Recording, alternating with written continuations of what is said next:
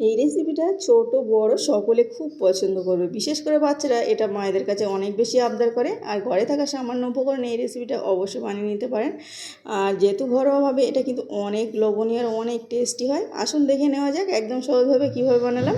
প্রথমে এখানে চারটে লেগ পিস নিয়েছি, আর এটার জন্য লেগ পিসটা হলে খুব ভালো হয়। তারপরে এখানে 2 টুকরো আদা আর একটু রসুন দিয়ে সিদ্ধ বসিয়ে দিচ্ছি। আর অবশ্যই লবণটা দিতে হবে, আর অল্প একটু জল দিয়ে সিদ্ধ করে নিলাম। একদম শুকনো শুকনো করে সিদ্ধ করে নিতে হবে, আর উল্টে পাল্টে যেন ভালোভাবে সিদ্ধ হয়ে যায়।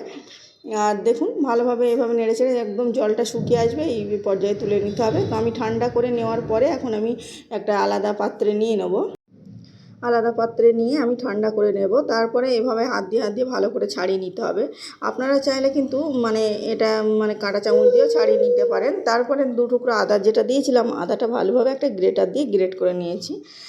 পুরো ভিডিওটা দেখতে চাইলে অবশ্যই আমার ইউটিউবে গিয়ে সার্চ করতে পারেন, আমার এক চ্যানেল আছে। তো তারপরে আমি এখানে ভালোভাবে এটা ছাড়িয়ে নিলাম। আর ছাড়িয়ে নেওয়ার পরে এখানে কিছু উপকরণ দিয়ে দেবো। আর অবশ্যই চাইবেন চিকেনটা একদম খুব বেশি মিহি করে না পেস্ট করে নিতে, এমন আস্তে আস্তে রাখলে খেতে বেশি ভালো হবে। গালে পড়বে চিকেনটা, তার জন্য ভীষণ ভীষণ ভালো হবে। আর যদি বানিয়ে না প্রশংসা পাওয়া যায় তাহলে একদম ব্যর্থ হয়ে যাব।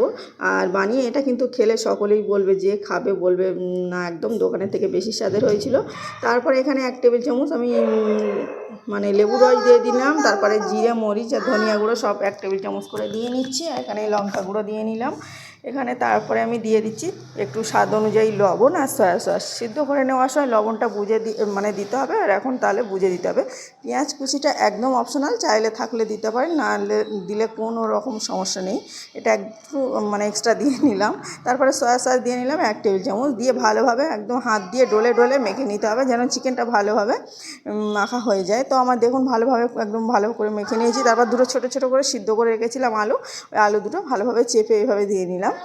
আপনারা চাইলে আরেকটু আলুটা ম্যাশ করে নিতে পারেন। তো আমি হাত দিয়ে যেহেতু সিদ্ধ আলু চেপে দিয়ে নিয়েছি।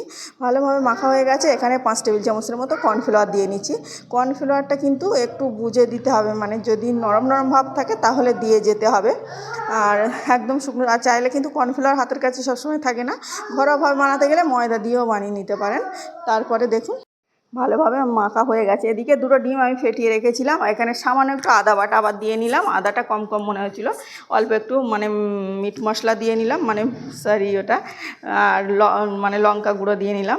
লঙ্কাটা কম কম মনে হচ্ছিলো, চাইলে আর একটু বেশি করে দিয়ে নিতে পারেন। তারপরে যে মেন উপকরণ চিজটা আমি এখানে আমুলের চিজ নিয়েছি। তো চিজটা পুরো লাগবে না, জাস্ট একটু গ্রেট করে দিয়ে নেবো। চিজটা যত বেশি দেবেন তত বেশি খেতে ভালো লাগবে। দোকানে যেহেতু এগুলো চিজ দিয়ে বানাই, আমরা জানি সকলেই খেতে বেশি টেস্টি হয়। আর এভাবে না চিজ দিলে বাচ্চারা বলবে দোকানেরটাই বেশি স্বাদের, বাড়িরটা একদমই নয়। ওই জন্য অবশ্যই চিজটা দেওয়ার চেষ্টা করবেন। তারপরে ভালোভাবে চিজটা দিয়ে আবার একটু মেখে নিচ্ছে। আর একটু এভাবে মেখে একটু হাত দিয়ে খুঁড়ি মতো করে নেবো। আর নিয়ে ওই খুঁড়ির ভিতরে একটু করে চিজ দিয়ে নেবো, তাহলে কিন্তু খেতে বেশি ভালো হবে। দেখুন এভাবে এই যে করে নিলাম, আর এর মধ্যে একটু চিজ দিয়ে নিলাম। নিয়ে ওই যে লেগ পিসের হাড়গুলো ছিল ওটাতে এভাবে মুড়িয়ে নিলাম। সবগুলো এভাবে তৈরি করে নিয়েছি। আমার সবগুলো রেডি হয়ে গেছে।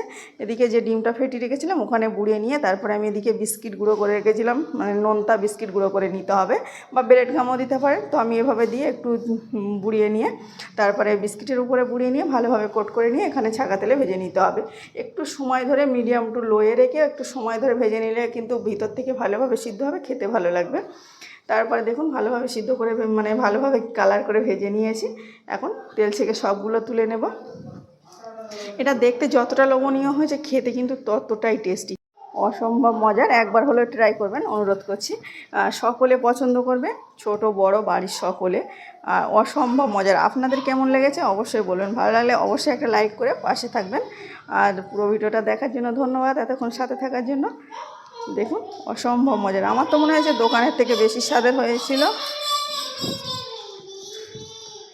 আর প্লিজ ফেসবুক থেকে দেখলে পেজটাকে ফলো করে রাখবেন, আর ইউটিউব থেকে দেখলে চ্যানেলটাকে সাবস্ক্রাইব করে পাশের অল অপশানটা ক্লিক করে দিবেন। তাহলে সবার আগে সহজ সহজ রেসিপি আপনার কাছে নোটিফিকেশান পৌঁছে যাবে, যে যখন ইচ্ছা দেখে নিতে পারেন। একটু ভেঙে দেখাই চিজটা কেমন হয়েছে।